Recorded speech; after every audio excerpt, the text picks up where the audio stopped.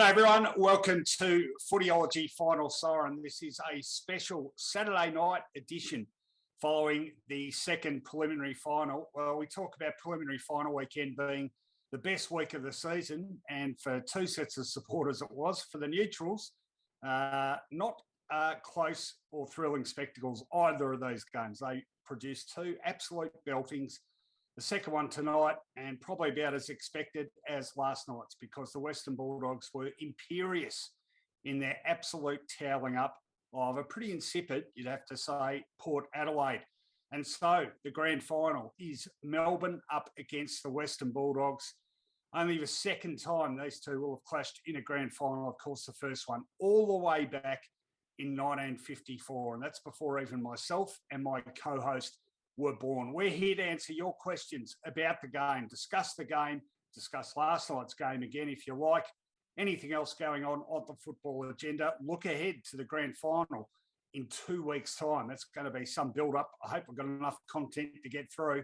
It'll certainly build up the anticipation in time for that contest. But anticipation there will be, because both sides that will play off for the 2021 Premiership absolutely superb. In fact, faultless performances from both of them. And boy, does that give us a grand final matchup made in heaven. As I say, very good evening to my co-host, Mark Fine. Well, I bet you weren't counting on that, Finey.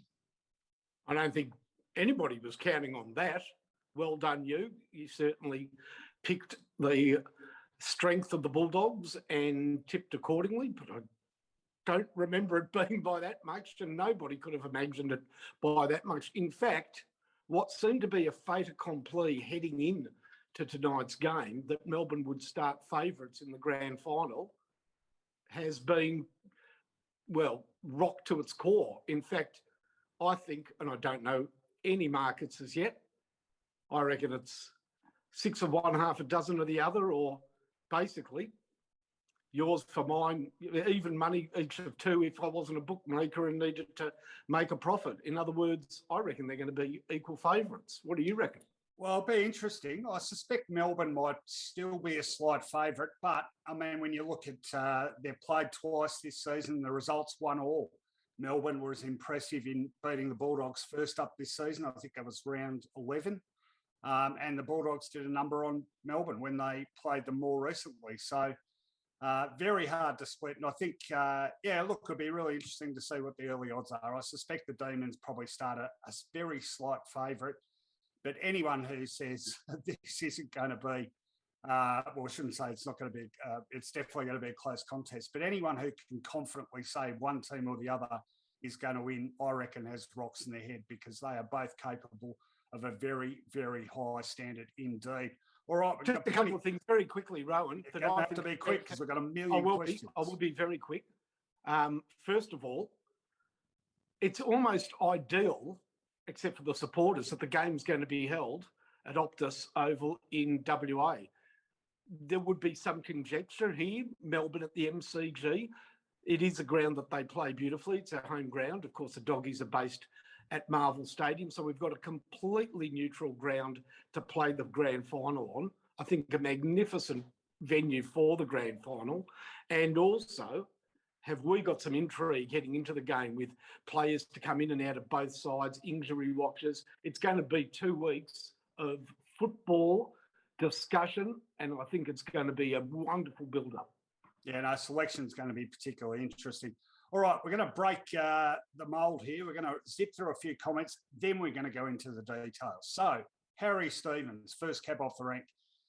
His comment is fairly succinct. Port Adelaide chokers. I don't know if that was a choke. I think they were just comprehensively outplayed. Trout from Wood End. Well did done, Harry Dog. Stevens not play in the Bulldogs' first premiership? He did. No, I've got no idea, but I'm sure you have. Wasn't there a backman called Harry Stevens? I don't know, it's finding. Let's do this later in the show. We've got about 58 comments. Okay. Trout from Wood End. Well done, Dogs. Great son. How underrated is Mitch Hannon with his strength and attack on the ball? Quick one, Finey. He was fantastic tonight. Sorry, who was that? Mitch Hannon. Yeah. Well, we'll do the best shortly, but if you weight it towards when the game was alive and to be won, he was brilliant from the get-go, wasn't he? He was. I mean, he was a perfect, I guess, hole filler in the void left by Cody Waitman's absence. Thought Aaron Norton stepped up brilliantly tonight too, and Shaki, very important, just keeping Aaliyah occupied. Matt Crowe Ferguson, RoCo, I thought you're off your tree picking the doggies. Very happy you were right, as my wife follows them. And as a Mad Pies fan who still loves Adam Treloar, would love to see him win a flag. Well, he was a lot better tonight too, certainly shrugged off the critics last week. David Haley, Port Adelaide must have got the same virus Geelong had. Should be a cracker of a grand final. Port had all the favours and flopped. Where to now for them? All right, quick response on that one, Finey. Do the Power have anything to worry about long term? I don't think so. No, they've got a team based still on some excellent young players that are yet to play their sort of requisite 60 games of football. You know, you've got Rosie, Butters, you've got Willem Drew, Bergman. Of course, Georgiadis was missed, but he's a very exciting prospect. They do have a big man up forward that, well, Dixon, how reliable is he? Look, I think he had a pretty good season, don't get me wrong, but maybe that multi-faceted small forward line needs some review. Sorry, someone just opened a can. I think it was our producer. Well, it is Saturday night. It's soft drink. It's all right. Okay. Yep. Couldn't agree more. That is a good observation. Two very poor spectacles as preliminary final, says Tim Dole. Great for the D's and Dogs, poor for the theatre goers. Finey, since we've had the two preliminary finals, and that's since 1994, I don't think we couldn't possibly have ever had an aggregate margin in both as big as this. And that margin is, here we go, 71 and 83, 154 points. Has to be by some margin of record. I mean, we talked about this a bit. One tends to be a blowout, one tends to be close. I don't remember two blowouts of this proportion. Although you could argue Essendon's 133-point win over Collingwood in one preliminary final was in 1984, almost as good as the two tonight. I want to plant my flag now, Rowan, and say that just because they were blowouts, I don't think they were bad games. I was absolutely, on both counts, sort of mesmerised by the quality of football played by the Melbourne football. I'm not going to say played by the Demons and by the Bulldogs. I think that's very watchable. It was brilliant. Yeah, both sides won in a very entertaining manner, didn't they? They played terrific footy. It certainly wasn't a stodgy sort of win. And I guess I'm not casting aspersions on your mob, but I immediately thought then of St Kilda's win over, say, the Western Bulldogs in 2010, in which they ground their way to victory. Very different. No, these are two teams that have, as they say in horse racing, savaged the line in the race prior to the big one, which is, that's great form leading into a grand final. All right, going to zip through a few here. Tim Dole, great pick by me. Thanks. I thought Port would win by 4 or 5 goals. How far out was I? Well, if you thought they'd win by 5 goals, you were 101 points out, Tim. John Freddie Hines asks, will Shaki play a similar role on Lever in the grand final? Good question. Your early thoughts on that, Finey? Yeah, a bit of a different proposition because, of course, they still, assuming that May will be fit, and I'm pretty sure he will be. Well, he's pretty sure he will be. Yeah, so they often have one of those players counted, and that's when the other sort of step through. And Harrison Petty plays a role there as well. But what impressed me about Shaki was he grew into himself during the game, and I love the way he marked in the third quarter. And don't forget, in the first half, it was his handball to Rourke Smith that set up the goal. Very, very clean hands. And I think their first or second goal that Mitch Hannon was able to sort of get on the line was again because of his ferocious work at the drop of the ball. So more than just a sort of defensive forward. Well, he could have ended up with 3, if not 4 goals. He had at least 4 shots at goal from memory and a couple of behinds and one which fell short. So he certainly covered all bases. Except how about his kick on the siren at 3/4 time? He went way too close to the man on the mark. I thought, gee, he hasn't had a lot of shots at goal from 50 metres out, or he can't make the distance. But anyhow. All right. North 96 says interesting similarities with the Dogs and Tampa Bay, both winning finals away from home. All right. I'm not into American football, but I'll take your word on that. THX 1138 says, Stefan, what's that a reference to again? I keep forgetting. Some science fiction movie or something? Yeah, but I've forgotten which one. Anyway, Stefan Martin rusty, but he's got to play, right? Yes, yep. He does. They cannot let English go against Gawn and Jackson on his own. So, yeah, Martin's a lock. And I thought he was all right tonight. Look, he got smashed for hit-outs, but I thought he certainly pulled his weight against Lysette, particularly around the ground. Tom Teague, Port Adelaide supporter. Hi, guys. Love the show. Disappointed Port fan, and I have some thoughts I'd like to share. So a couple of them quickly. Tom says, our aggressive forward press requires an enormous amount of pressure to be effective. When we don't bring that pressure, well, you see tonight what happens. Well, they brought it big time against Geelong 2 weeks ago, didn't they? And that's a really good observation because that was just missing all night tonight, wasn't it? Oh, yeah. Wasn't the captain nervy? Yes.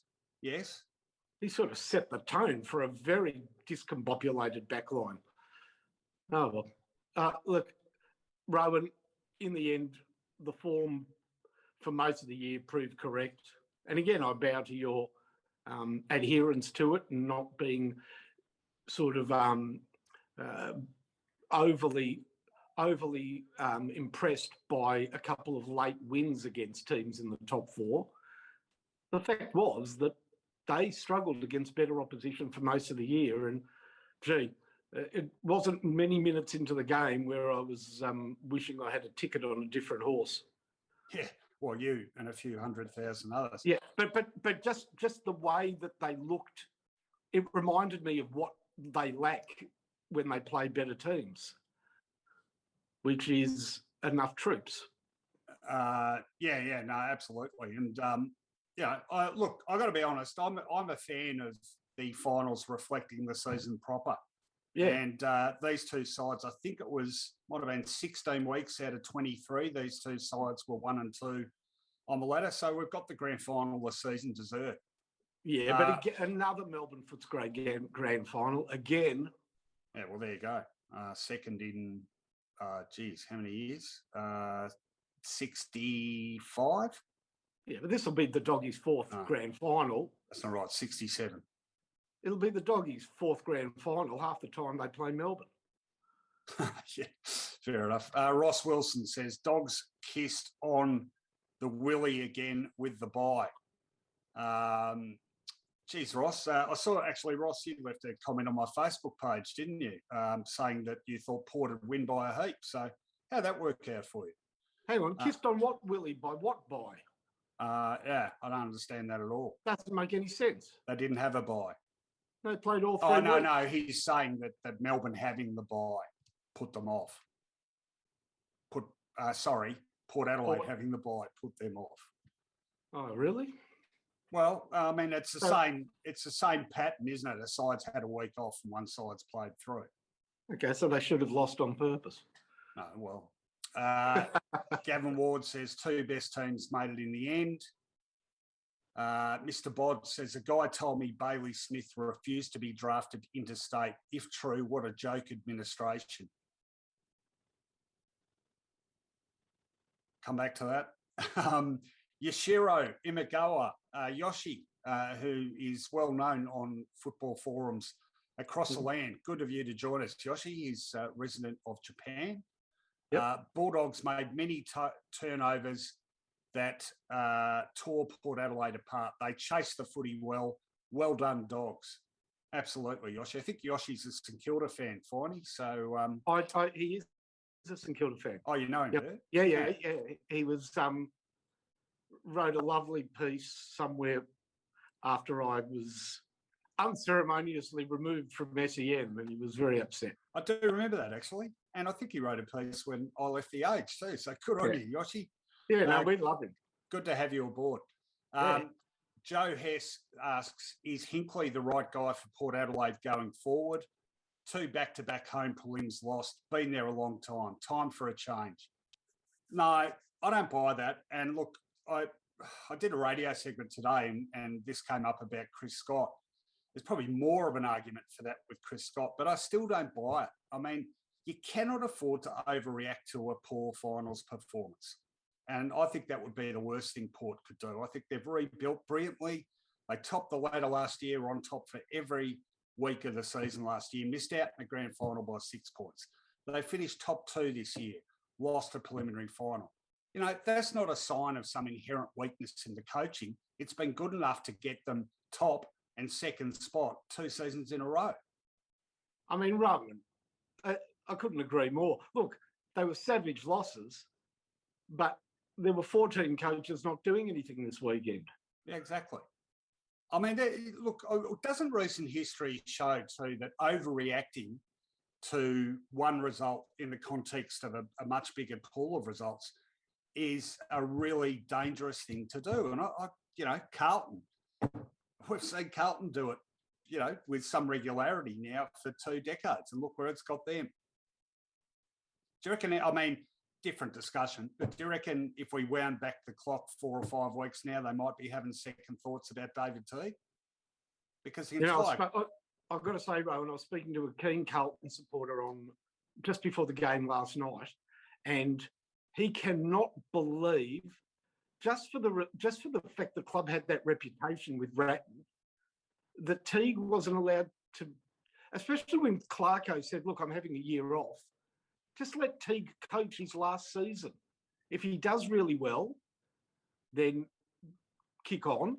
And otherwise, Clarko is ready to move into the job if the price is right. But it's just crazy. It just makes no sense why they got rid of Teague and now they've got nobody where a 1-year coach, because whoever they appoint can't be for 1 year. Yeah, no, so they miss out on Clarko. Couldn't agree more. And Brett Ratton at the end of 2012 was the line in the sand moment. That was the chance they had to hold firm and show a bit of faith with a side that had played finals 3 years in a row and narrowly missed out in a 4th injury-affected season. They didn't. They lost their nerve, got ahead of themselves, and they're doing it again. I mean, I read just today, the belief there is that this is a finals quality list. Well, newsflash, guys, it's not a finals quality list. Anyway, I've got to say that the 2 teams with 16 premierships have in recent years been in absolute tatters. Essendon far worse than Carlton, worse than any team we'd ever seen through the Asada affair. But they have picked themselves up in a creditable manner. It only takes a couple of years of just doing the right thing to get the ship righted, but they seem to fall back into old habits, Carlton. It's silly. Well, they're a victim of their culture of impatience and continued success. And even 25 years after any success, they're still, I think, at the moment, living that out. Anyway, let's get back to the game because we are talking about preliminary finals. Peter Phoebe, East Melbourne's finest mullet, brilliant in the last 2 weeks. Of course, he's talking about Bailey Smith. And he has been outstanding, hasn't he? Wasn't it great to see a profile on him today in The Age in which it only took about 2 sentences to mention the fact that he went to Xavier College? Good to see some stereotypes being perpetuated right throughout the media, usually by adults who themselves went to private schools. And a big hello to Jake Nile. Gavin Ward says, who will come into that Dogs team and who will miss out? Well, Waitman comes in, Alex Keith comes in. They're givens. Who misses out, Finey? So it looks, I feel as though Vandermeer will move to the subs bench. Yep. Don't worry, he's fine. I mean, he's not injured, which is unlucky for Scott, but that's, I think, how it's going to play out. And I've got a feeling that, well, it has to be sort of Gardner, who's going to be very unlucky because they will require Cordy's height with Brown and Jackson up in that forward line, and especially after what Gawn did in the preliminary final, they cannot afford to go, say, with Keith and Gardner rather than, or, with Gardner and Keith or Cordy rather than the 2 taller defenders. So I think he's very unlucky. He's taken the opportunity well the last 2 weeks and been a stout defender. But he misses. What about, I'm just throwing this out there, but what about a guy like RoCo Smith? Is he a definite? Yeah, he seems to be in every week, doesn't he? And he does when you don't see him a lot. He's not a tagger, but whenever he's pressed into action, he seems to do the right thing. Very strong body, very courageous. So, you know, when your number's called, especially in a final and a grand final, you want somebody that you know is just fearless and going to go hell for leather. And I think that's why Luke Beveridge likes RoCo Smith. He hasn't played him every game this year almost. I think he came in, round 3 or 4 if at the latest. He's been in the team. He's not going to leave him out now. No way. All right, well, Harry Stevens has come back to us to let us know that Harvey Stevens played in the Bulldogs 1954 premiership team. Close. Shane Walsh says, shocked. I thought fatigue would get the Dogs. 28 out of 32 qualifying final winners before the pre-finals by won the preliminary. Correct, Shane. You've been reading my stuff. North 96 reckons Boak and Wines had stinkers. I think that's a bit harsh. Wines? He was all right. Well, speaking of which, that might be a good segue to the details, which we are still to do. Do we have them there, Damon?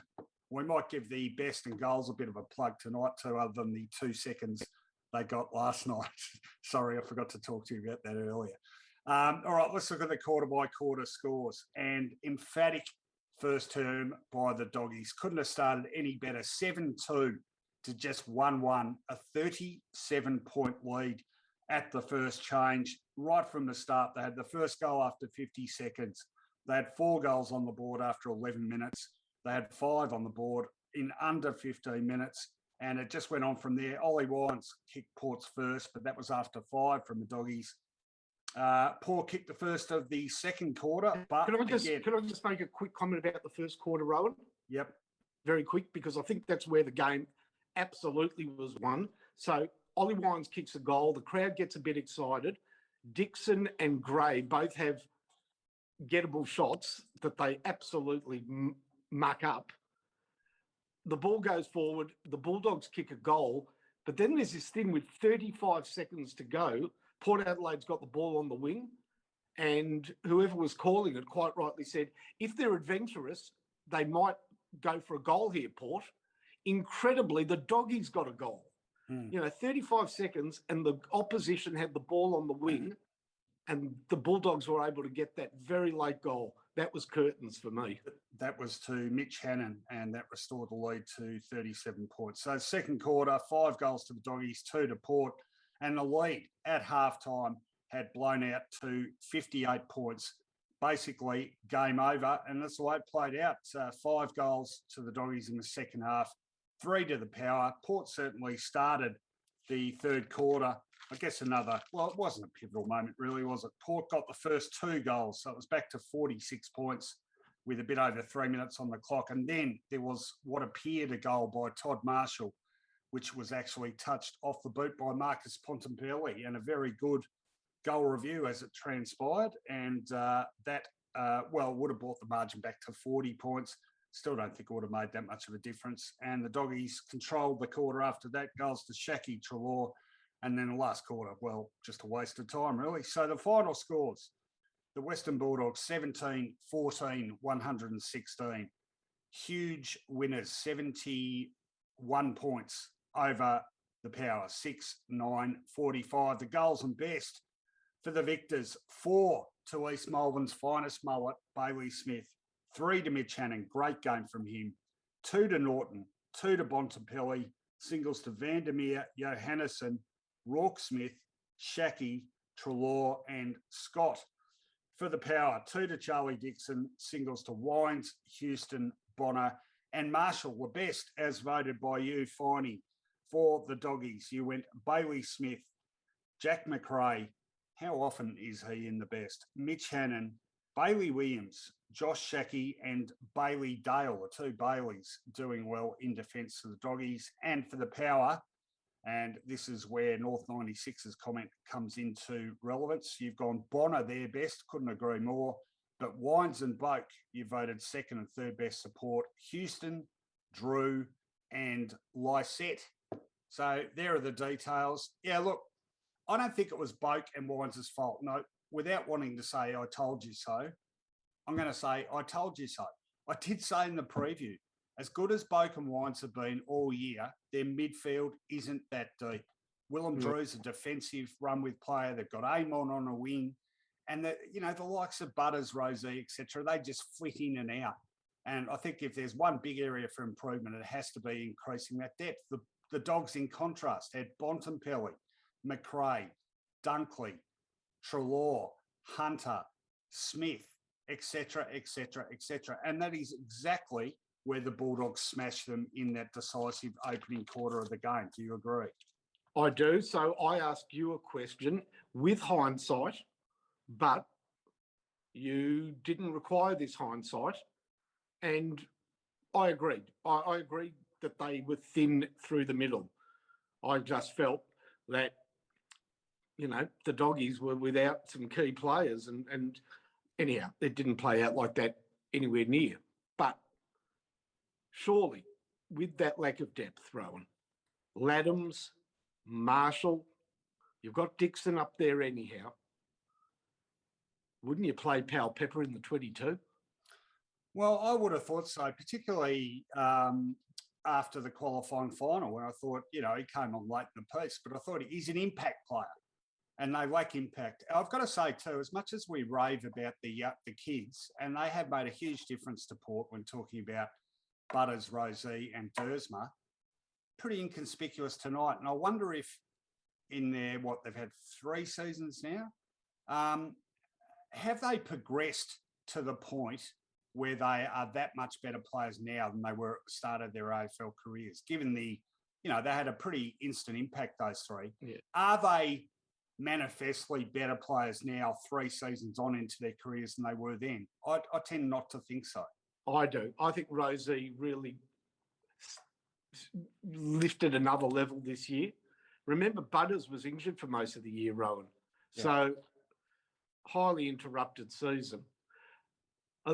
That's why I put Bailey Dale and Bailey Williams in the best for the Bulldogs. They were magnificent tonight. And tell you what, Caleb Daniel and Duray not far behind them. I mean, they simply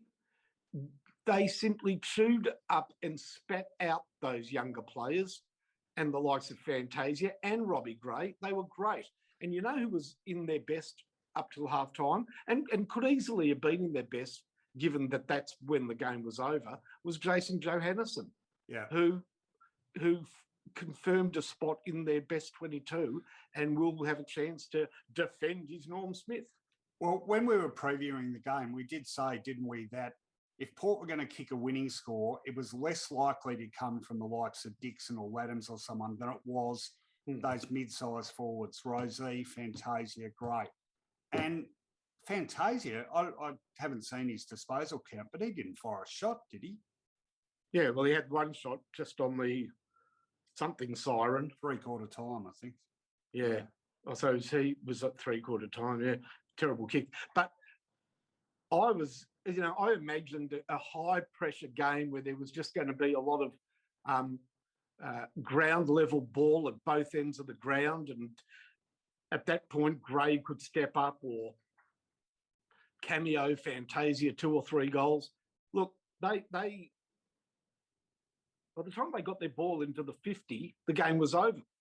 I mean, the first 5 goals were so systematic by the Doggies and so perfect in every way. Hannon was marking. Norton ruled the air. Within 10 minutes, we realised there was a very good plan afoot for Aliir. If he was going to get the ball, he would have to do so by climbing over English or Shaki. Yeah. I mean, it was... I've got to hand it to Luke Beveridge. I've been at times bemused by his ins and outs, but boy, did he have this game nutted in the pre-planning, didn't he? Well, he's a great coach, and he's a great coach for a variety of reasons. I would have thought over the years his biggest strength has probably been viewed as man management rather than strategic, rotation of positions, etc. But yeah, he got it right today, and he's got it right a lot in the back half of the season. I mean, Shaki going back when he did, and then going forward when he did, and to the fact that we looked at the loss of Waitman and Keith as being so potential, and Bruce, they've covered three huge, structurally enormous losses, yeah. And that comes down to both, doesn't it? It comes down to how you fill those holes in the lineup, but it also comes down in your capacity to develop a list in which there's a plenty of replacement players. So every contingency basically is covered off, and they've been able to do it in defence with a key defender, a key forward, and a medium-sized forward who's been arguably their most impactful player over the last few weeks. So hats off to him. Great coaching performance. And he's not wedded to any particular player. If I would have told you at the end of last year, Hayden Crozier couldn't make the team, boy, that wouldn't have made much sense. He was excellent last year. Yeah. No, it's a good point. But you need to earn your spot and keep it according to what is required by Beveridge. You know what's so exciting about the grand final, Rowan? Because Melbourne's win on Friday night included great games by Viney, and I thought Brayshaw played really well. We can't say that it's a brilliant starting midfield only. In other words, they bat deep, and that depth will match Bulldogs' depth. We know Bulldogs probably deeper because from round one, their midfield was the envy of every side in the competition. But Melbourne are pretty deep as well, and boy, that's going to be a locking of the horns from the first bounce, isn't it? Well, they're the two deepest midfields in the competition, and I think that makes for an absolutely mouth-watering grand final. All right, comments time. Damon, quickly, how are we going with the comments? So we got a bit of a backlog? We got heaps. All right, let's zip through a whole lot. Joseph Cardillo says, Bailey Smith is getting better each week. As a Tigers fan, at least, I appreciate some gems next week, as well as Smith. Petrarca is a machine. Gawn may be the key unless Martin can quell him, as he owns English. Yeah, he certainly has in both the meetings this year. Bo Kelly asks, are you fans of the pre-grand final buy or get rid of it altogether? Yeah, I'm not a fan. No, but I mean, I think it was put in place because of possible COVID travel requirements, just to give them some breathing space. Is that the case though? Like, I probably should know this, but presuming the grand final was next week, would it be okay for the Bulldogs to go to Perth from Adelaide? Would they be sufficiently quarantined? They wouldn't. I don't know. Certainly not if they took Eddie Maguire. Yeah, well, that's the answer, perhaps. Whatever it takes to keep Eddie out of Perth for the grand final. No, just having a joke here. Don't get all butthurt over that. Rowan, just as a subplot, very minor subplot, you'll know this. Was Stephen Martin moved on from Melbourne because of the emerging young Max Gawn? Potentially, yeah. And they also had, I think at that time, when he went to Brisbane, they had the guy that looked like the extra from Mod Squad. What was his name? I mean, the guy with the afro? Spencer, was it? I don't know. Someone can remind me. All right, let's keep going. But yeah, so that's interesting a bit that they meet again. It is. All right. Craig Platt of The Age. Agree with Finey. Entertaining performances from the Demons and Bulldogs. Enjoyed watching as a neutral. AJ Meyer asking, how many preliminary final losses is that now for Ken Hinkley? I think 3. 2014, 2020, 2021. You know why he's lost so many prelims? Why? Because he played for Geelong. Very good. But Geelong were winning prelims then. They just lost the grand final. They fight. All right. Yeah, you probably wouldn't want to look at Kenny's win-loss record in the last 2 weeks of the season as a player and coach. David Atchison says, Charlie Dixon, absolutely soft as butter, points the finger as he'd kick the match winner when they're 12 goals down. What about some heart at the start of the game? That's Dave from Perth. I thought he went pretty hard at it. Yeah. Yeah, it's a potential issue for them, I think. Well, Mitch Georgiades. I mean, Mitch Georgiades, was he? I thought he was basically declared fit. Did I they? don't know. Okay, well, He was in a car accident, but he came off first best. he was he? I didn't see that. Yeah, Okay. involving some teenager. All right, Bo Kelly again. He can see the value in the pre-grand final bye. Waitman back. Time for May, Bont, and Keith to recover. Although this is interesting, isn't it? That in fact, we'll come back to that. I just want to get through. Remind me to talk about the pre-grand final bye, Finey, but I've got to zip through some more. Yep. Tom Teague again. Port got Georgiades with pick 18 from the Dougal-Howard trade. Asked Finey who he would rather have, Howard or Georgiades. Tom reckons he'd rather take Howard. Yeah, I'm happy with Howard. He's very good. And Georgiades is very good. You don't have to have a loser in a trader. All right. Michelle Griffiths, still missing you on SEN. Finley. Yeah, me too. Finey. Can't listen at night anymore. Finey misses himself as well. You are very much missed, Finey. Finley's where Shane Crawford's from. Correct, and where the band Spiderbait were from. And Alan Jeans. Alan Jeans, correct. Suds McDuff, is there any legal way to stop people calling the grand final the big dance? That's good. That's very good. You can't stop it. Good job. Good work, Suds. Dan Fancher, how red hot is the grand final going to be? Two super quick teams coming off 14-day breaks. Okay, so Dan's obviously a fan of the bye. All right, look, let's talk about it now, but quickly. It's interesting. Okay, we said both teams will be in the same boat, and they are. They're both going to be 2 weeks between games. However, Melbourne is now going to be in this position where the sides going into a preliminary final after winning a qualifying final under the pre-finals bye were, i.e., they will have played one game in about 27 days, coming up against a side that played 3 games in a row, then had the break. So it's a slightly different arrangement. It's the other way round, but it sets up that inequality, doesn't it, of preparation? Yeah, it does. Is that all you're going to say? It took me 20 seconds to explain that. No, you're right. You're right. But they looked so good against Geelong from the get-go. No ring rust there. Yeah. And also the fact that they're based in Perth and the Bulldogs have to go there, and I don't know what that requires in terms of isolation or what. Do you know what I mean? Yeah, yeah. I think that there might be other factors that we'll become more aware of in the next 14 days that balance things out. Yeah, and I reckon we're going to see a bit of wisdom in hindsight too after this one too. It's the first one we've had.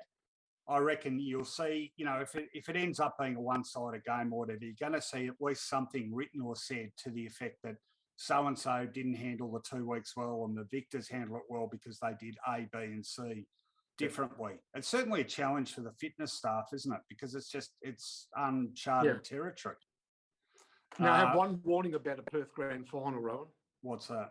What do you reckon? About 1 in 7 games in Perth are played in torrential conditions. They just, you sort of turn on the TV and you're expecting the game's in Perth. I'm looking forward to this. Oh, it's been raining it's always been raining since last night as well.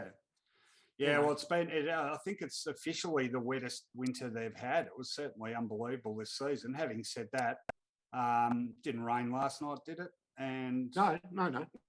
It could be perfect, but there was a Fremantle game. Who did Fremantle play this year in the absolute? Oh, Freo always playing the wet. I remember in the deluge. I remember a game against Geelong last year. It was just absolutely pissing down. Yeah. All right, let's keep going. Matt Crowe Ferguson says, if the grand finals next week, D's clear faves, but week off could hurt their preparation. Robert Rice is telling us it's the first time since 1995 that both prelim final winners have won by more than 60 points. Good call. So that was Carlton smashing North Melbourne and Geelong smashing Richmond out at Waverley. Both played in the wet. Smashing Geelong Richmond. That was horrible. Yeah, that was around 90-odd points from memory, although the Richmond fans were still happy at having beaten Essendon in the semi-final the week before. Rich Davey, g'day Rich, lives close by to me. Bulldogs midfield dominated after being smashed in the ruck contest. Does the Bulldogs midfield beat Gawn and co around the ground. It's a great matchup, isn't it? Yeah, you don't beat them. You just take each. You know, they're such strong midfields.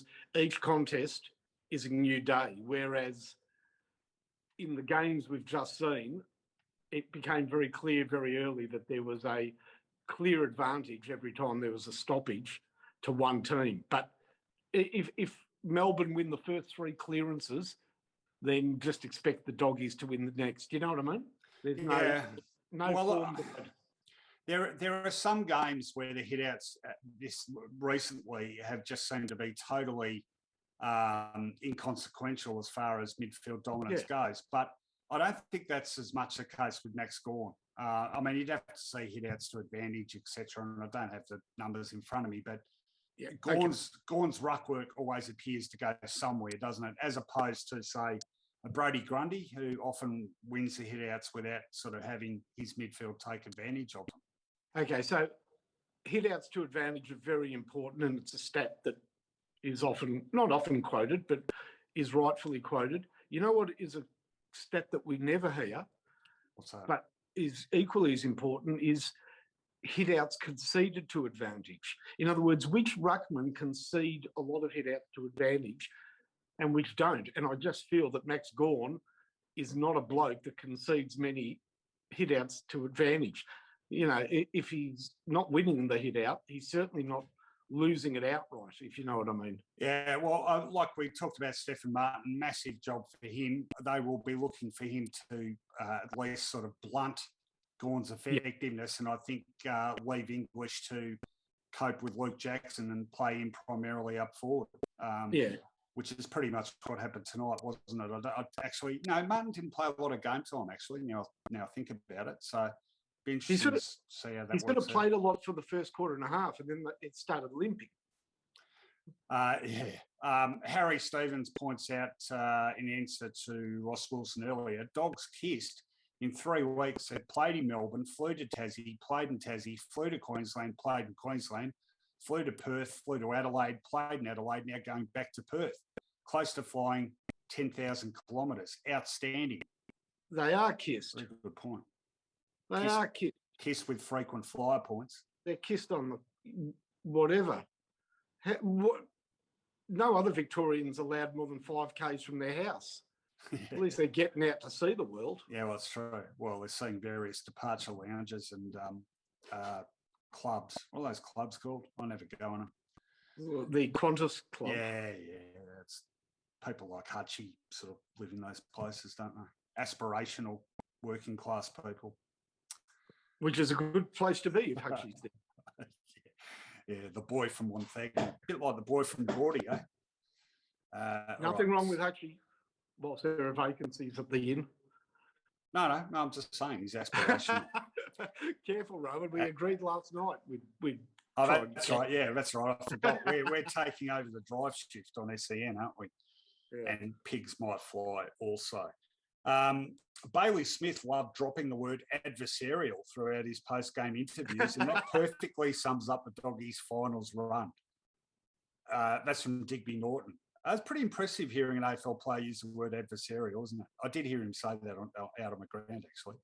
How about that goal he kicked, his 3rd goal? Yeah. I like Bailey Smith. He's a nice guy. Actually, I gave Jake Noel a bit of a drive-by before. It was actually a good piece by Jake. It was about how Bailey Smith has built up his social media following. It's enormous. Et cetera. Yeah, he's got, I can't remember. It's all Instagram-based. Yeah, do you know what it's based on? Well, his account's called Bazlenka, I think. What's it based on? Topless photos, shirt off during summer. He's got what they call a rig. One heck of a rig. Yeah, that's all right. I've got a rig. It's an oil rig. What price per barrel? I don't know. There's a lot of blubber there, though. They make oil out of whale blubber. You could do it with my gut. All right. Okay, let's keep this on point whilst we've got questions. And viewers, we currently have over 200 viewers simultaneously. Don't go there, Rowan. What? Your attractiveness. Don't lead me down any paths. No. No, I'll definitely not be doing that, Finey, because there's a lot of people I know watching tonight. So we won't be doing that.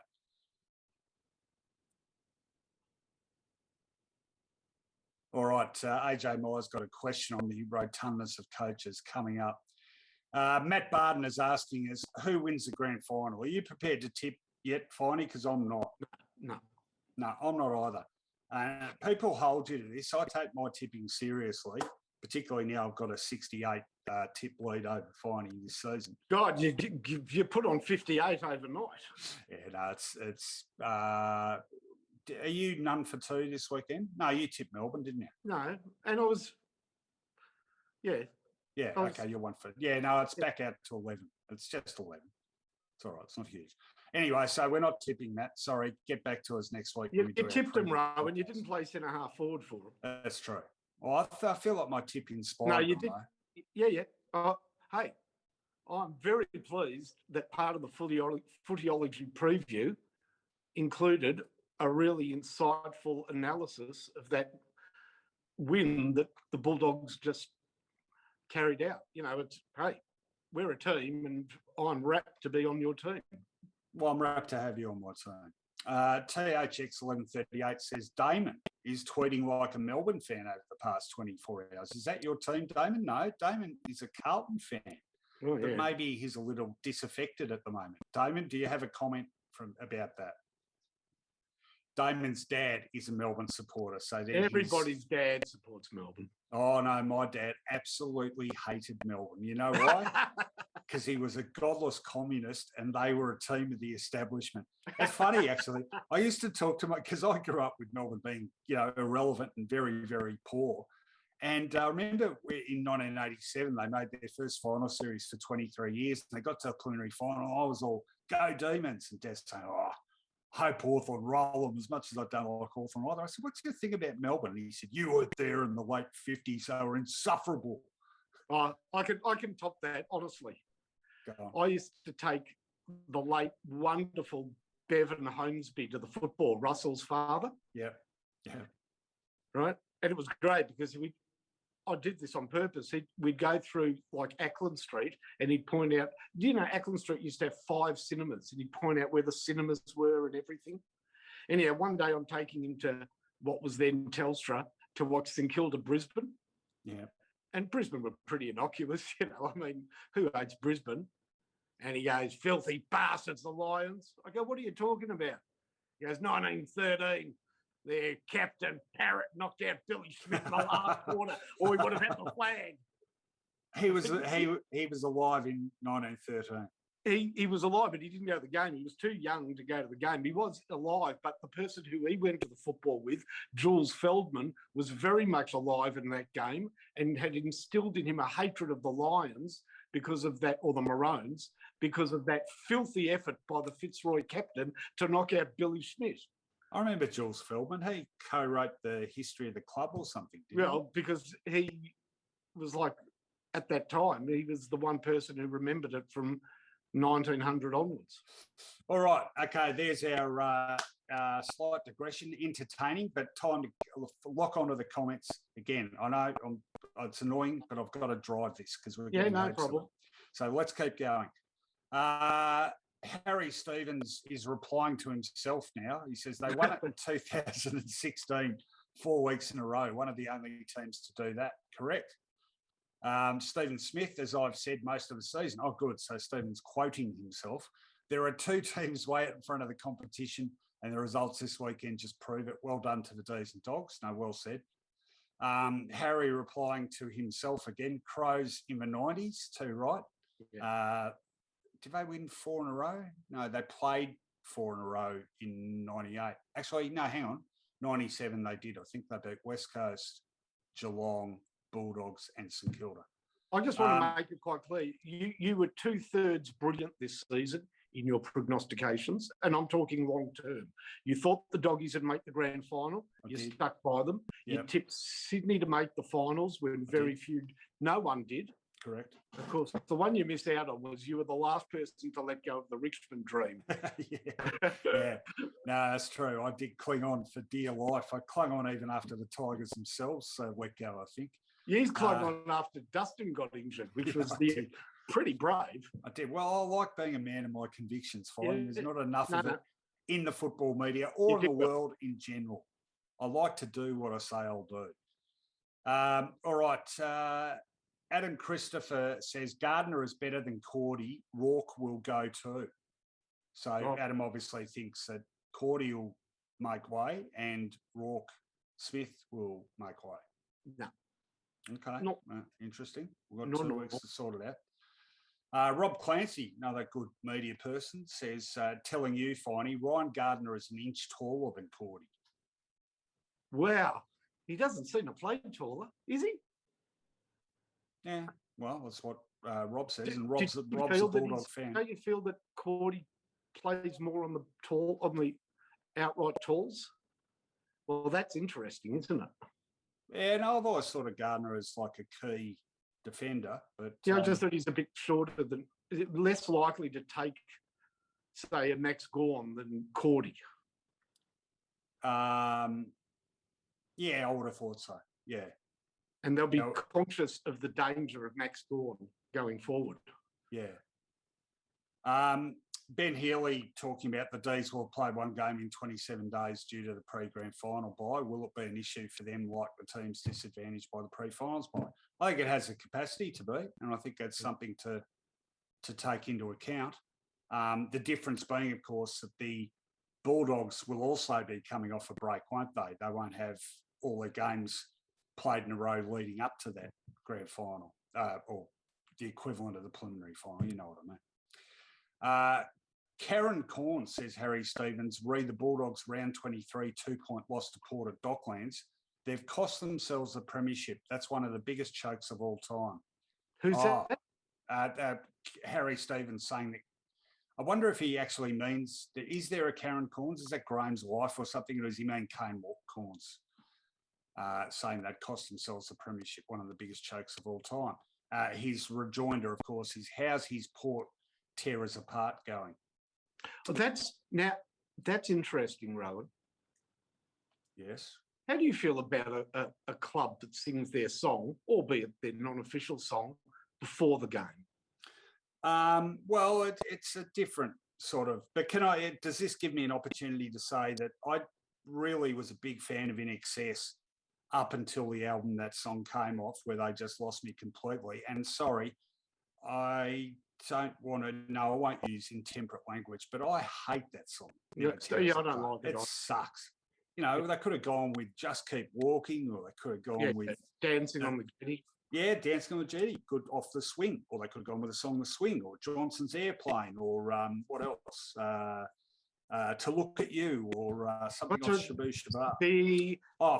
Don't Change. Don't Change. Hang on, what's the one that it's Stay Young. Stay Young. Yeah, Stay Young. I just love the feeling of that on the beach. And Stay Young off their what's the second album always called? Shaboo Shabaa? Yeah, no, Underneath the Colours. Okay. Stay Young's off. But what's the term for it? It's gone. The second album. The follow-up album. Yeah. So they had self-titled, Underneath the Colours, Shaboo Shabaa. Do you know how I remember Shaboo Shabaa? Yeah, hang on. Then The Swing, and then Listen Like Thieves, and that's where about it ended for me with him. Anyway, sorry, what were you saying?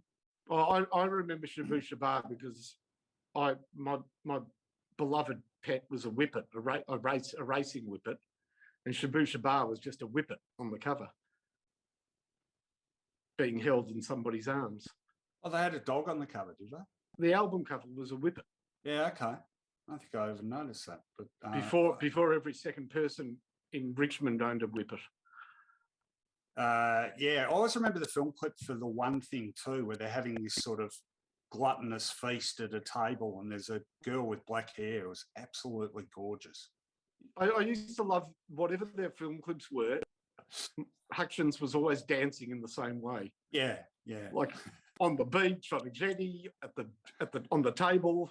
Yeah, that sort of loose-limbed, floppy hair sort of thing. Yeah, and the slightly affected English accent.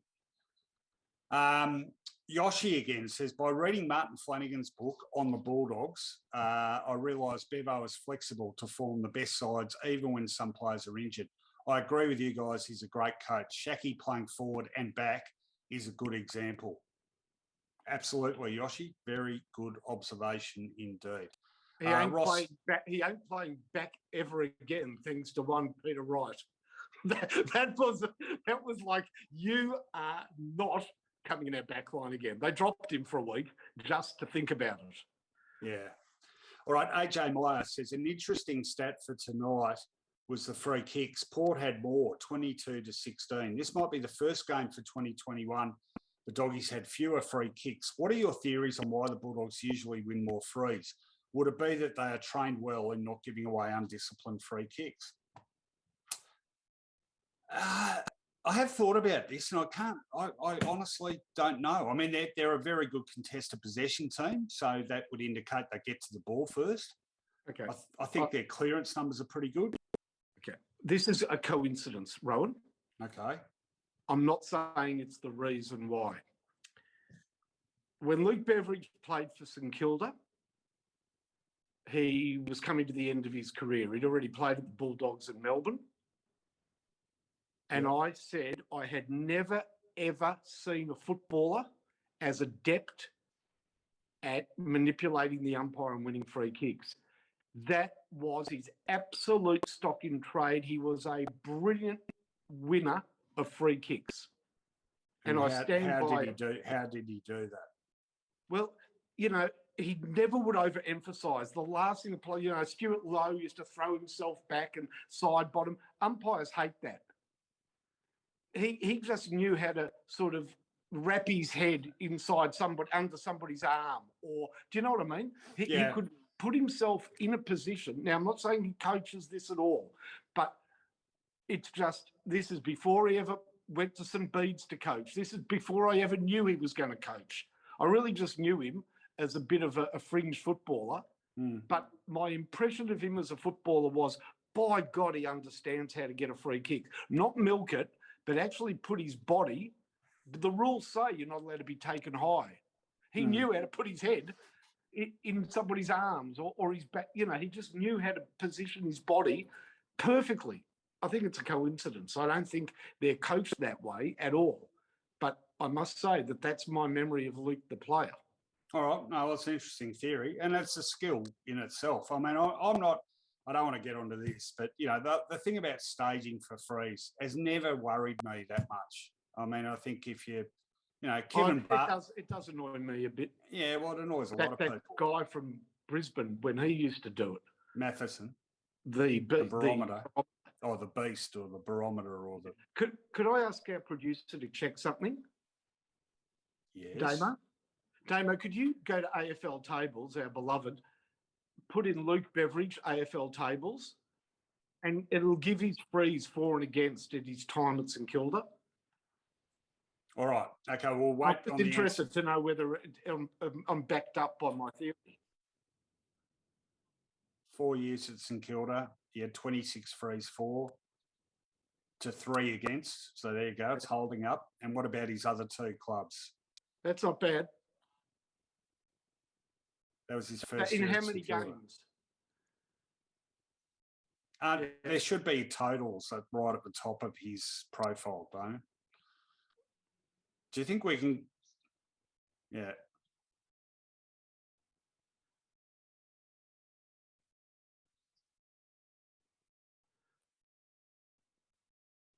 Yeah. 26-3. That's pretty dramatic. The stats back him up. All right. AJ Meyer, here's that random question. Has there ever been a coach in AFL, VFL history who was obese and led their team to a premiership? A mate and I have a theory that a coach who's overweight isn't as likely to get as much respect from his playing group as a coach who's in good physical condition. Ken Hinkley's a little on the rotund side, is he not?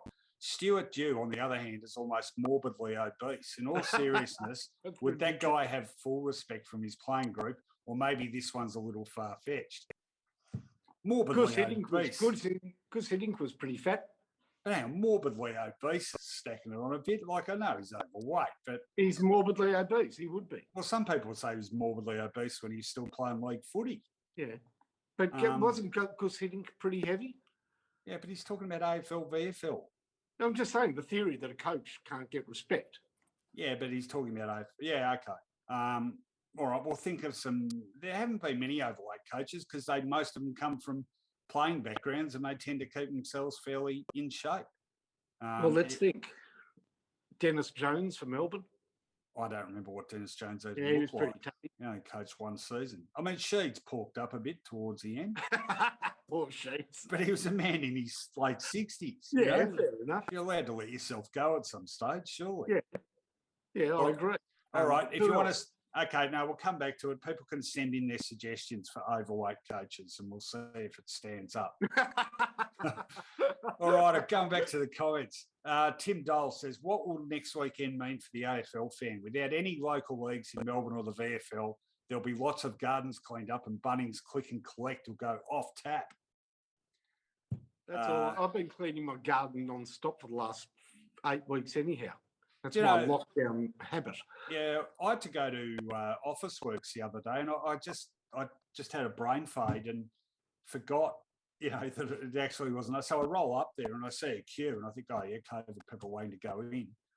And I parked myself on the back of the queue and someone sort of helpfully said, have you put in your order? I said, what are you talking about? I said, I was click and collect. So then I had to go home, put in the order, be summoned and go and get it. It worked quite efficiently, I've got to say. Yeah. No, I've done that at Bunnings a couple of times. You just drive through and wait. Can you click and collect a sausage? They haven't had sausages since COVID began. I was a joke, Finey. No, I'm saying even when they're open, they don't do them anymore. Oh, since COVID started? Yeah. Do sausages carry an inherent COVID transmission risk? No, but the Boy Scouts that cook it do. Yeah, I shouldn't be laughing. North 96 is asking if we can have 1 minute silence for any middle-aged Port supporters face painters. I like that one. Yeah, AJ careful making fun of Port supporters. I did that at the ground once. Adult face painters, I think he's poking fun. Yeah, no, at a Port St Kilda game, the infamous worst umpired game of all time. That was the one that made Grant Thomas believe there was a conspiracy, where he went and reviewed it with the umpiring board and there were 19 decisions that went the wrong way or something. Anyhow, that game, myself and Scott Goodings and a couple of others were standing on the concourse behind a seemingly innocuous father and son who buried for Port, and we were giving it to him. Don't worry about that. And, you know, and the father said to the son, I'll sort this out, and walked away and came back with 3 bikies. Nice. We pissed off very quickly. All right, Peter Phoebe, just on the thing about pre-game songs, Peter Phoebe points out that Collingwood had Nothing Else Matters by Metallica for 2 weeks before it was dumped and never mentioned again. Well, I remember that. I was watching one of those games on TV on Fox and they had the song playing and they had crowd shots. And there was Joffa and the other Collingwood guys sitting there like this. I mean, Nothing Else Matters. It's hardly Enter Sandman. It's a bit of a dirge, you know. So you've got to pick your song. Oh, Damon was in the media team and he had to put together. Whose idea was it, Damon? Can you tell us? Oh, Bucks. Bucks wanted it. Okay, interesting. I remember Bucks actually, I remember in, I think it was 2008 or 9 when Bucks was not coaching and the Oils played at the Black Saturday appeal concert, Midnight Oil played. And Bucks was texting me talking about how excited he was going to see I just did Eddie Maguire, didn't I? Sort of celebrity text, but he was so excited to go and see Midnight Oil. It was so he likes his music, but yeah, Nothing Else Matters. Mind you, it's better than the week back in the early 2000s when Essendon were playing Let's Get Loud by Jennifer Lopez after every goal. I just thought if ever anything was going to stop me barracking for Essendon, it was that. Seriously. Richmond were playing something crazy for a couple of years. last couple of years. My daughter knows. I could ask Harper. Yeah. It was. See if you can send her a text or something. But they had the jungle drum thing going. Yeah, no, there was some song, some sort of rapper song. Oh, it was a rapper, was it? Okay. I'll tell you what I did like. When they had the build up to the grand final bounce down, actually, it wasn't Kashmir by Led Zeppelin. It was the song. What's the song that samples Kashmir by Led Zeppelin by some rap artist? Anyway, they played the start of that in the lead up to the bounce down. That was pretty good. So there was an idea at St Kilda a couple of years ago. Have you? I can't remember who sings it. Like it's I don't know, but that song "Saints Are Coming." Oh, that's you too. The Saints are coming. Yeah, then they realised exactly what would happen if they played it. Well, oh no, don't do it. Well, they did. I'm saying it. They were going to play it, and then they realised that 50,000 opposition fans would be standing there. You know what they'd be doing. Yeah. Okay. Work that out for yourself, everyone. Robert Rice says, given Sydney used to be known as the Bloods, I'd love to hear If You Want Blood by AC/DC before the start of their games. What a great suggestion. My favourite Akadaka song, If You Want Blood. Don't go down that track, Rowan. What, favourite Akadaka song? No, that nickname. The Bloods. Oh, yeah, okay. Yeah. All right. Wasn't that... As an Essendon's pun? Yeah, that was Essendon, though, not the Swans. No, well, because they were the blood-stained angels. Yeah, okay. Yeah, okay. Well, you didn't have to bring it up. You're alluding to it merely. Well, it's one of the reasons why Essendon shouldn't be allowed to field a team in the competition. Okay, plus all those times we beat your team. And they're a merged club. They're not a single entity. Okay, all right, okay. You know who you merged with? Yeah. Who? North Melbourne? No, Essendon Town. Oh, Essendon Town, yeah, okay. Why are Essendon Town famous?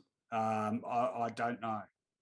Seriously, because Dave McNamara played for them and kicked 100 goals. And it was the first time anybody in the VFA or VFL kicked 100 goals. The first ever century in Victorian football was for Essendon Town.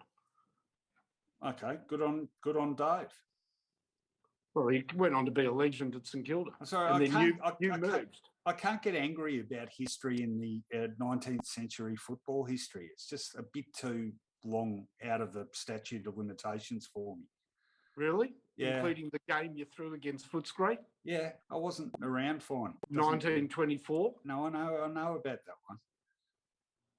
Anyway, if you want to watch the Footyology Football History podcast, Finey will be doing special episodes of them right through summer. That's actually a really good idea. We should talk about that. I should.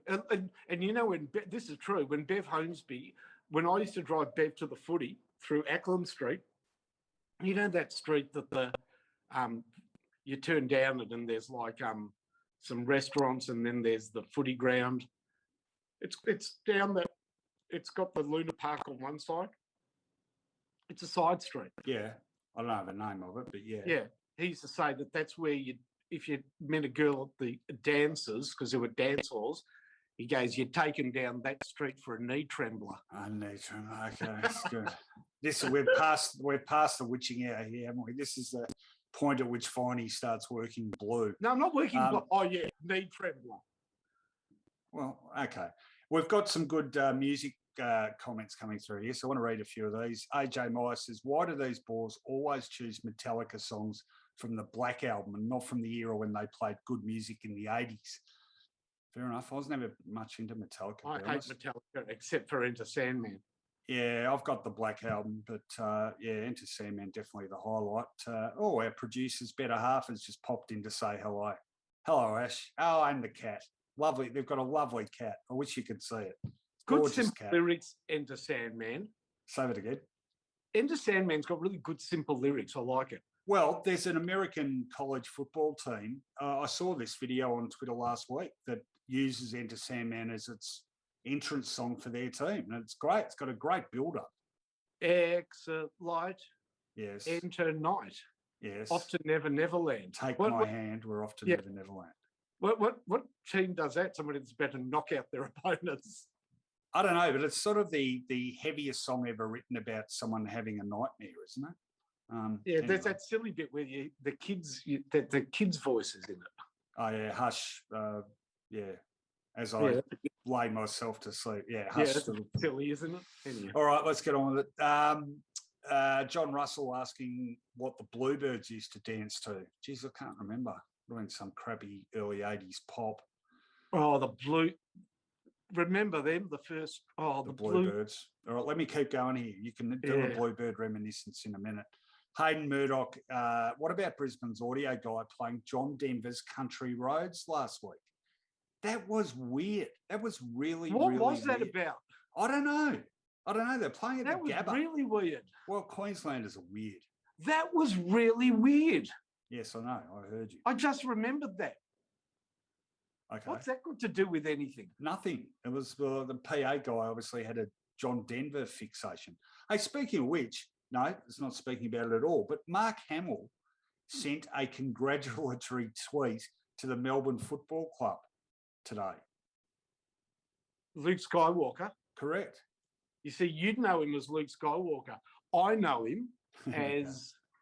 I can't you know remember him from some soft porn flick he did in his college years or something. No, in season 2 of What We Do in the Shadows, which is a brilliant comedy series, he plays a vampire who Laszlo Cravensworth rented a room off and didn't pay the rent. And 100 years later, he's come for revenge. Okay, what's the name of the film? No, it's the TV series, What We Do in the Shadows. Oh, okay, all right. So Simon Fazio says Puff Daddy featuring Jimmy Page from the Godzilla soundtrack. I think that's the song that samples Kashmir. Both the film and the song need to be nuked to hell. Anyone who samples Led Zeppelin should be nuked to hell. I hate that sort of crap. Eminem, what was the song Eminem sampled too? Oh, no, sorry. What's that Eminem song that goes and it's like the start of a song by The Cure, 10:15 on a Saturday night. Anyway, I'm just being stupid now. The Saints Are Coming was originally done by a Scottish punk band called the Skids.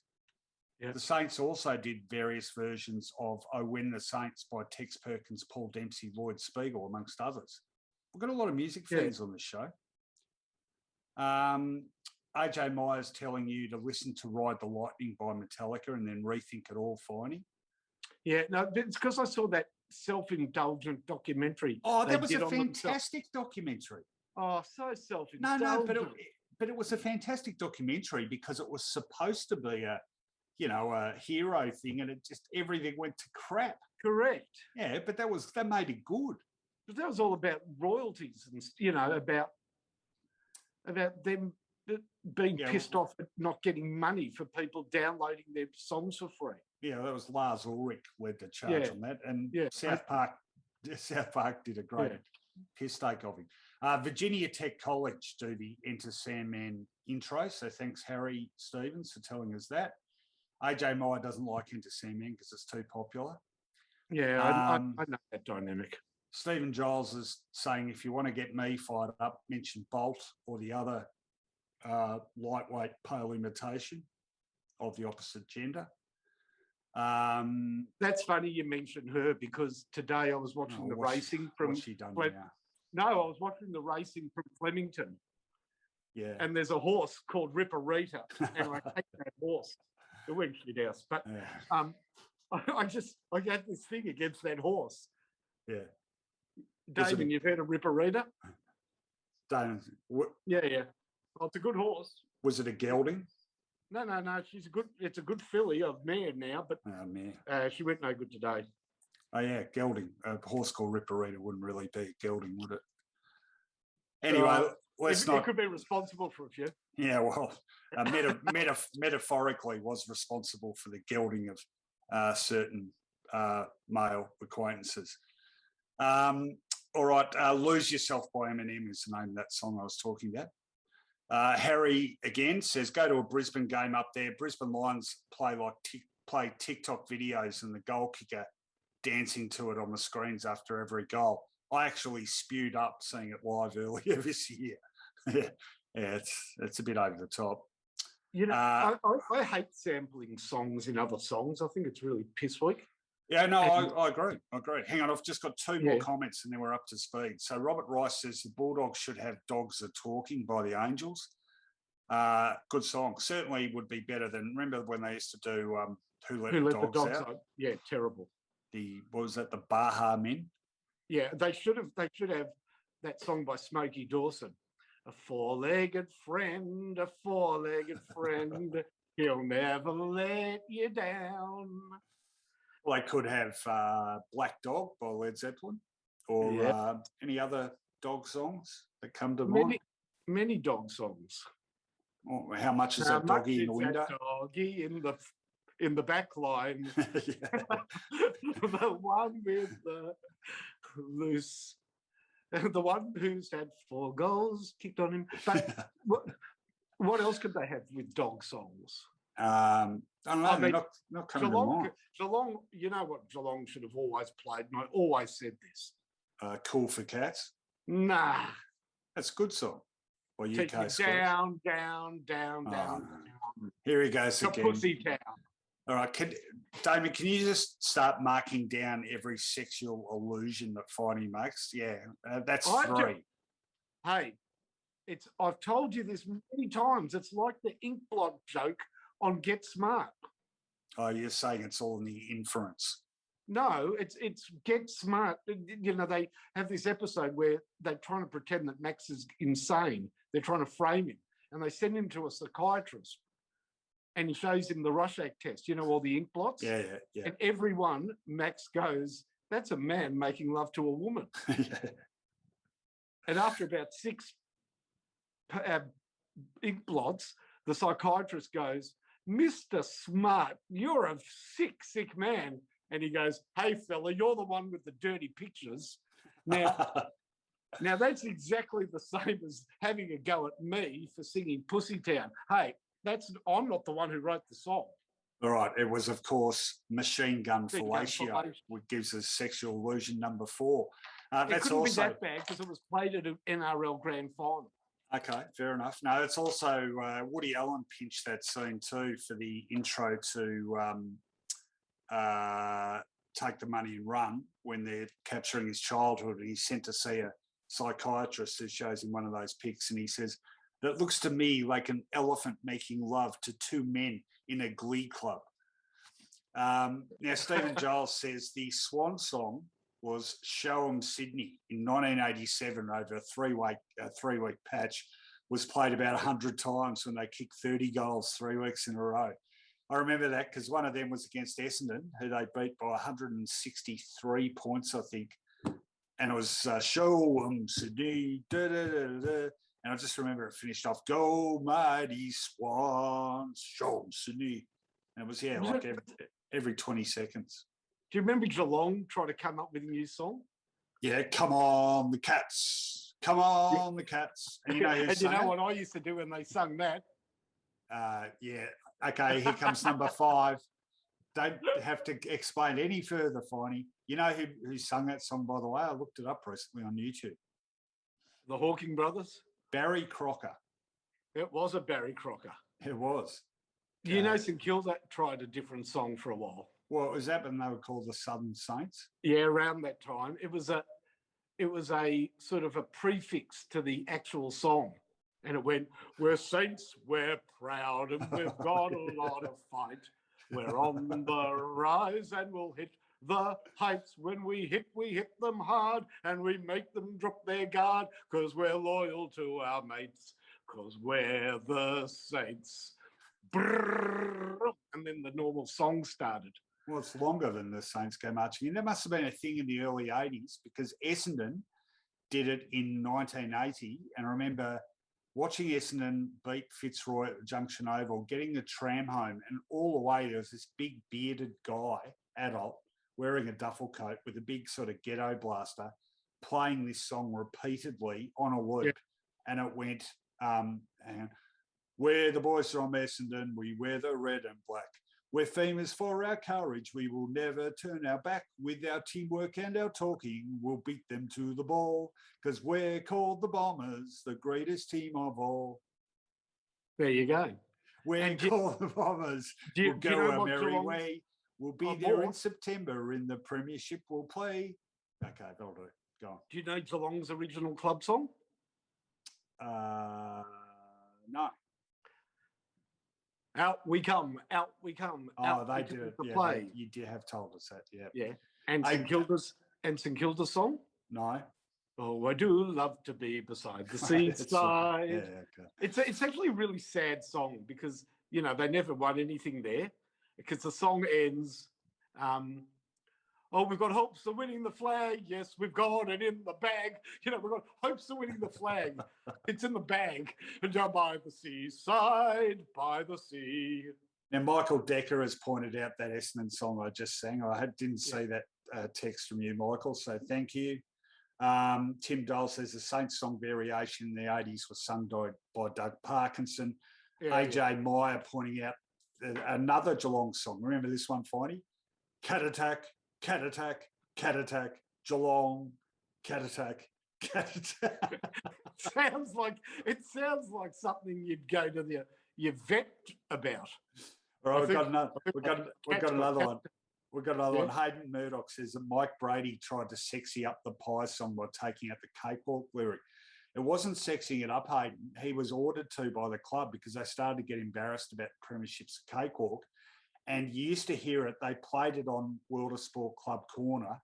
And I always remember it was instead of, oh, the Premiership's a cakewalk, it was, there is just one team in favour, and that's good old Collingwood. I forgot to sing it in that Mike Brady sort of SPC, baked beans and spaghetti for hungry little human beings. You know, I mean, I've done a lot of gigs with Mike, and, you know, he always does the thing. He's got his guitar there and he goes, well, actually, I made all my money just by singing 2 words.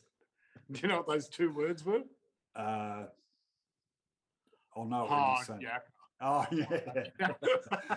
Hard yakka. Hard yakka. So when we were youngsters and we bought our club songs by the Able Singers or whatever. Yep. You know, there used to be a song on the other side. Are we going to sing it together, Finey? Okay. You know, the problem is I found out about that song. Can we sing it first? Yeah. Okay, 3, 2, 1. Oh, when the football season comes around again, and the fans are storming Can you to sing the it in ground time? again. There's a kind of fever that keeps you on your toes. Hear the fans are Everybody roaring ready and as the whistle blows. So you know the Oh, problem it's with that pouring song, mate? as your team's behind. Still, you never throw in the towel because it's football season. And that's the reason it's a time of the year that we love. Okay, what's wrong with the song? You're singing. it's an English song and it's about the soccer season. Oh, well, we adapted it. That's why they go when the whistle blows. Oh, yeah, no, good. Well, the umpire blows the whistle. All Yeah, right, I think it's probably time we wrapped it up, isn't it? We've been going nearly an hour and a half, and our viewers went up by 15, just perhaps And disturbingly. And the two other interesting things about songs What are they? in the movie The Club, Yes. when, you know, they play Hawthorn. I don't remember that specific scene, but Yeah, because they try to get Hawthorn's coach for next season. Oh, was that Rostov? Yeah. Oh, Rostov. We've got Rostov. Yeah, Hawthorn win. yeah. Hawthorn beat them, and they Yeah. go in the rooms, and then Hawthorn sing their club song. Do you know what they sing? No. Sons of the Hawks. Right? So it's Sons of the Scray, but they sing Yeah. Sons of the Hawks. Yeah. But they sing the part of the song that the Footscray Football Club left out, What's that? because that actual song is called Sons of the Seas, and it goes, Sons of the Seas, bobbing up and down as we go. It doesn't even. We come out fighting. They're supposed to bob up and down as they go. Okay. Okay. And Nice. the Hawks actually bobbing up and down as we go. We come out fighting, Hawthorn through and through. What do they sing in that second line where the Bulldogs go red, white, and blue? Well, they go brown and gold. Yeah, whatever. Well, that's like, cheer, cheer, the red and the white. Do you know what that's supposed to be? Don't ask these rhetorical questions that I don't know the answers to. Well, just tell me. Well, hang on. The Sydney song is what's the actual song? You know that. The Sydney song? Cheer, cheer, the red and the white. Well, what's the name of the song? No, I don't know. It's the chant of Notre Dame. It's the Notre Dame Oh, song. okay, yep, okay. And their colours are orange and green. Yep, of course. So the original song goes, cheer, cheer, the orange and green. I don't know what comes next. But we're going to sing something that's obscene. Come on, the cat. Okay, this is only going to go downhill from here. So. Well, the other interesting thing, and I don't know what it is, yep. You know that documentary on St Kilda winning the 66 flag? Oh, that the Panorama, BBC Panorama did, yeah. So they're in the rooms as the team comes off the ground, having won the premiership. Yeah. They don't sing "I Win the Saints." They sing some other song. Yeah. What is it though? It's some rugby song or some British, very English, very British. So when did they start singing "I Win the Saints"? Oh, that was the club song, but But what I remember most is Daryl Baldock gets up and makes a speech, and he says something that's really sort of quaint and 60s, but I can't remember what it is. Do you remember what it is? Oh, I can't remember, but they doused him and jeans in champagne. But something about, you chaps all played spiffingly well. Yeah. We just want to thank you, chaps, for the best day of my life. And the shots of Brian Sierakowski water skiing the day before he plays in the grand final. And smoking a cigarette. And falling off, I think. High-speed water skiing the day before the grand final. It's pretty and smoking funny. Cigarettes. By the way, that is available on YouTube, I think, if anyone's interested. It is quite amazing because BBC Panorama, they're very professional. They send a crew out here to capture St Kilda's bid for its first flag, and they're in the rooms after the game, and it's all colour. It's amazing. Yeah, it is good. All right, we're going to go. You know what? We've been talking about music song. I've actually forgotten what game we're wrapping up, but it is Yeah, can you? Of course you can, Finey. Whatever you want to do. I want to leave you with this one thought for Melbourne supporters, because we can both it just know be a lot one? of Melbourne supporters. Yep. Right? Yep. Melbourne have been so poor in our lifetime that I remember something vividly in the early 70s. I had a friend called, I haven't seen him for 30 years, 40 years. Paul Horowitz, who barracked, Ralph Horowitz is his cousin. His cousin. Yeah, he blocked me on Twitter after I blocked him on Twitter. Anyhow, the whole family, mad Melbourne supporters. Yeah. Right? Yeah. And Paul and I, as 8 or 9 year olds, went to the Footy Olympics. Do you remember the Footy Olympics? At Olympic Park. Yeah, Channel 9 used to televise them. Yeah. Like Kevin Neal carrying Paul Callery in the piggyback race. Yeah. And we went there, and Melbourne, they had a point scoring system, and Melbourne won, right? Yeah. It was like in February or something, or early March. Pre-season, yeah. And Paul maintained that meant that prior to the first game, Melbourne were on top of the ladder. And every day at school, he would remind me that Melbourne were on top of the ladder. And that's all he had to hang his hat on, ever. What about if they won the World of Sport touch ball pre-season competition? He felt that those Footy Olympics were to deem what the ladder would be before the start of the season. Yeah, okay. And I just used to think, what a pathetic frigging club to have to hang your hat on that. They were they're pretty big, the Footy Olympics. And Michael Decker's telling you, Finey, it's time to go and watch the Hammers. Oh, no, don't tell me the score. He's not. He's not. Southampton, he's telling you that Southampton have a band like Footscray used to at the Western Oval. Because I hate Southampton. You know why? No, I'm sure there's a very good reason. There is a good Mick reason. Shannon, because everybody has Matthew always Letizia. told me Bruce Eva barracks for Southampton. That's everybody barracks because they're the Saints. Yeah. And I get to, why don't you barrack for the Southampton? Because they're shit house. Okay. I love West Ham. So calm the Hammers. Who scored the winning goal for Southampton in the 1976 FA Cup final against Manchester United? Not Mike Shannon. No, Bobby Stokes. Was he bald? No, he was a little guy though.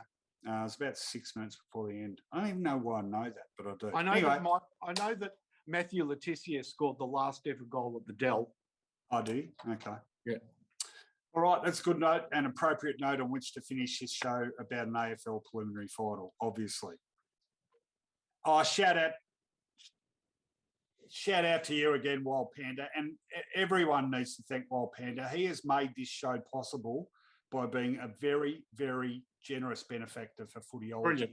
He made this show brilliant. No, he made it possible. No one made it brilliant, but we somehow stumbled through. No, it's been good fun. So thanks to your company. And listen, very importantly, we will be back to do a grand final show too after the grand final in 2 weeks' time. What's happening in the meantime with Footyology? Haven't quite worked that out yet. There will be a podcast at some stage. There will certainly be one tomorrow to analyse in detail both preliminary finals. So look out for that. Should be up some stage tomorrow afternoon. Can we finish on this note? You've said now, like, can we finish? Can I just say, can we do? Yeah, go on. Can I just sign off? No, because I'm going to say, yeah, the Bulldogs had a brilliant win tonight based on an absolutely dominant midfield. And you are going to quote a famous 3-word comment from the 1966 grand final. So here goes. The Bulldogs beat Port Adelaide tonight on the back of a brilliant and dominant midfield. I tipped this. There it is. Mike Williamson at his finest. All right. Thanks for your company, everyone. Look out for the podcast. And we'll see you back for final siren after the grand final. Catch you later.